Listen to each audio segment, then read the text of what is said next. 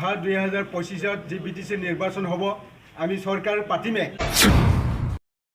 সাধাৰণ সম্পাদক শ্ৰীযুত বিনয় কুমাৰ নাথ ডাঙৰিয়াই যোৱাকালি সোশ্যাল মিডিয়াৰ যোগেদি তেখেতে আমাৰ সাধাৰণ সম্পাদক পদৰ পৰা তেখেতে মানে ৰিজিগনেশ্যন দিছিল। এটা এটা নাটকীয় বুলি মই ক'ব খোজো। BPF দলে আজি প্ৰায় 15টা বছৰ শাসন কৰিবৰ কাৰণে সক্ষম হৈছে।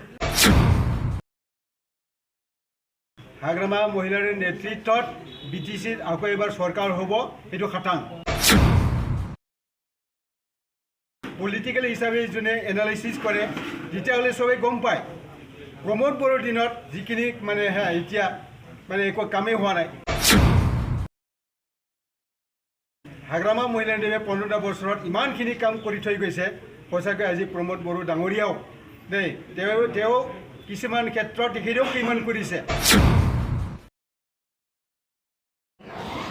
BPF দলৰ এই মানে মুখ্য কাৰ্যালয়ত যেটো প্ৰেছ কনফাৰেন্স আমাৰ ইয়াত উপস্থিত আমাৰ দলৰ জ্যেষ্ঠ নেতাসকল, চেণ্ট্ৰেলৰ আমাৰ নেতাসকল, উপস্থিত আমাৰ জিলাৰ নেতাসকল, উপস্থিত মোৰ পাৰ্টিৰ কৰ্মকৰ্তাসকল। এতিয়া আজি যে আমি প্ৰেছ মিট পাতিব লগা হ'ল এটা কাৰণত আপোনালোকে নিশ্চয় কিছু হ'লেও ছ'চিয়েল মিডিয়াত পাইছে। আমাৰ হেৰগাঁও ডিষ্ট্ৰিক্ট BPF দলৰ সাধাৰণ সম্পাদক শ্ৰীযুত বিনয় কুমাৰ নাথ ডাঙৰীয়াই যোৱাকালি ছ'চিয়েল মিডিয়াৰ যোগেদি তেখেতে আমাৰ সাধাৰণ সম্পাদক পদৰ পৰা তেখেতে মানে ৰিজিগনেশ্যন দিছিল। গতিকে সঁচাকৈ তেখেতৰ যি মানে ৰিজিগনেশ্যন সেইটো এটা নাটকীয় বুলি মই ক'ব খোজো। নাটকহে, কাৰণ তেখেতে অলৰেডি যোৱা MP ইলেকশ্যনৰ পৰাই দলৰ এণ্টি এক্টিভিটিজ তেখেতে কৰি আছে, উল্টা কৰি আছে দলৰ। তাৰ কাৰণে আমি অলপমান আমাৰ দলৰ কৰ্মকৰ্তাসকলে আমাৰ মানে ৰাইজে আমাক ইনফৰমেশ্যন এটা দিলে সঁচাকৈ তেখেতে দলৰ হৈ কাম কৰিছে নে অন্য দলৰ হৈ কাম কৰিছে। গতিকে আমি গোটেইখিনি কথা আমাৰ যিটো এটা টিম গৈছিল তেখেতৰ তাত, মানে টিম গৈ পেলাই আমি গম পাই আহিলোঁ আমাৰ দলৰ কিছু ব্যক্তিসকলৰ লগত অলপমান কথা বতৰা হৈ গ'ল। গতিকে আমি তেখেতে আজি এই কেইদিনমানৰ ভিতৰত যে দলৰ মানে উল্টা কাম কৰি আছে, দলৰ মানে এণ্টি এক্টিভিটিজ কৰি আছে, এইখিনি কথা একদম আমি ধৰা পৰিলোঁ।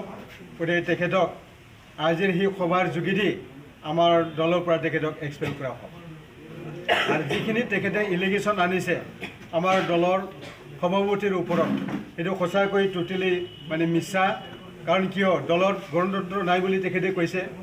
বিনয় নাথ ডাঙৰীয়াই আমাৰ গণতন্ত্ৰ আছে, আমাৰ এক্সিকিউটিভ মিটিং হয়, সেই মিটিঙত সকলোকে মানে কথা ক'বৰ কাৰণে সুবিধা দিয়ে। গতিকে আমাৰ যিখিনি মানে কিবা আছে মানে দলৰ ভিতৰত যে আভ্যন্তৰীণ আমাৰ মানে কি কয় গণতন্ত্ৰ আছে, সেইটো আছে, আগৰ পৰাই আছে, যাৰ কাৰণে BPF দলে আজি প্ৰায় 15টা বছৰ শাসন কৰিবৰ কাৰণে সক্ষম হৈছে। তো আজি এনেকুৱা এটা পাৰ্টিক তেখেতে একেবাৰে মানে একদম কি ক'ব এইটো আমাৰ কিছু কথাই দি তেখেতে একেবাৰে মানে নৈ কৰিছে, মানে বেয়াভাৱে তেখেতে মানে কথা ক'বৰ কাৰণে মানে ওলাইছে। গতিকে সেইটো সঁচাকৈ নিন্দনীয়। আমাৰ গণতন্ত্ৰ আছে আমাৰ দলত, আৰু সঁচাকৈ সঁচাৰূপে আজি সেই দলে আজি প্ৰায় 18টা বছৰত আমি মানে গৰকিছোঁ, 18টা বছৰ আমি মানে চলাই আছোঁ, ইমান ডিচিপ্লিনকৈ আমি চলাই আছোঁ। ৰাইজৰ এতিয়া আমি মানে ভাল এটা কিবা পাই আছোঁ, সমৰ্থন পাই আছোঁ। অহা 2025 যি BTC নিৰ্বাচন হ'ব আমি চৰকাৰ পাতিমে হাগ্ৰামা মহিলাৰ নেতৃত্বত BTCত আকৌ এবাৰ চৰকাৰ হ'ব, এইটো খাটাং। এইটো হ'ল আমাৰ ৰাইজৰ মতামত। আজি ৰাইজে কৈ আছে আহিব লাগে। হাগ্ৰামা মহিলাৰী দেৱে যোৱা 15টা বছৰত তেখেতে যিখিনি কাম কৰি গৈছে সঁচাকৈ ৰেখাত ল'বলগীয়া। তেখেতৰ শিক্ষাৰ প্ৰতি মানে ইমানখিনি কাম কৰিছিলে, যাতায়াতৰ কাৰণে ইমানখিনি কাম কৰিছিল, মেডিকেলৰ কাৰণে যিমানখিনি কাম কৰিছিল, ছাত্ৰ ছাত্ৰীসকলৰ কাৰণে যিখিনি কাম কৰিছে সঁচাকৈ সেইটো লেখাত ল'বলগীয়া। সেইটো আমি চবেই জানে। যোনে বিশ্লেষণ কৰে পলিটিক্যাল হিচাপে যোনে এনালাইচিছ কৰে তেতিয়াহ'লে চবেই গম পায় প্ৰমোদ বড়োৰ দিনত যিখিনি মানে এতিয়া মানে একো কামেই হোৱা নাই। হাগ্ৰামা মহিলা দেৱে 15টা বছৰত ইমানখিনি কাম কৰি থৈ গৈছে।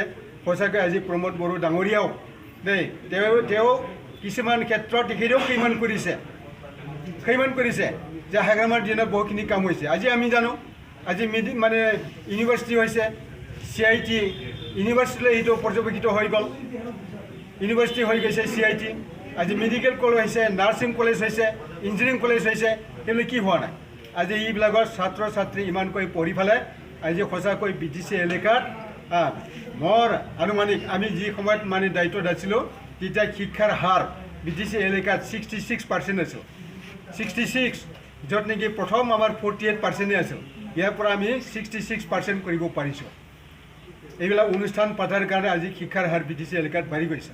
এইটো আমাৰ সঁচাকৈ হাগ্ৰামাৰ মানে তেখেতৰে এইটো এটা তেখেতকে আমি মানে ধন্যবাদৰ পাত্ৰ, তেখেতক আমি ধন্যবাদ দিবই লাগিব।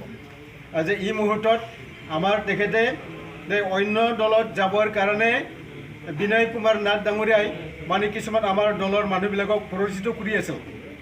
আমি এইখিনি কথা আজি প্ৰায় 10-15 বছৰ মানে 10-15 মানে দিনৰ আগত আমি ধৰা পৰিছোঁ। বেছি দিন হোৱা নাই, 10-15 দিন মানে সেইটো হৈছে। আৰু তেখেতে আজি আমাৰ যিখিনি ৰিপৰ্ট আমাৰ আহি গ'ল আমাৰ দলত, গতিকে সঁচাকৈ তেখেতে 10-15 দিন নহয়, প্ৰায় 1 মাহ 2 মাহৰ আগৰ পৰা তেখেতে আমাৰ দলৰ মানুহবিলাকক অন্য দলত যাবৰ কাৰণে বিশেষকৈ BJPত যাবৰ কাৰণে তেখেতে প্ৰৰোচিত সেইটো কৰি আছে। গতিকে সঁচাকৈ সেইটো নিন্দনীয়। আমাৰ নিজৰ দল আছে, ডিচিপ্লিন আছে, আৰু সেই দলে এটা নাম আছে BTC এলেকাত। 15 বছৰ শাসন কালত হাগ্ৰামাই যিমানখিনি কৰিছে সেইটো এটা নাম আছে।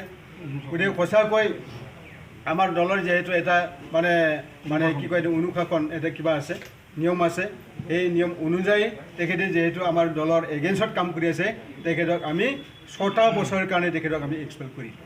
এইখিনি আপোনালোকক আমি ইনফৰ্মেশ্যন দিলোঁ।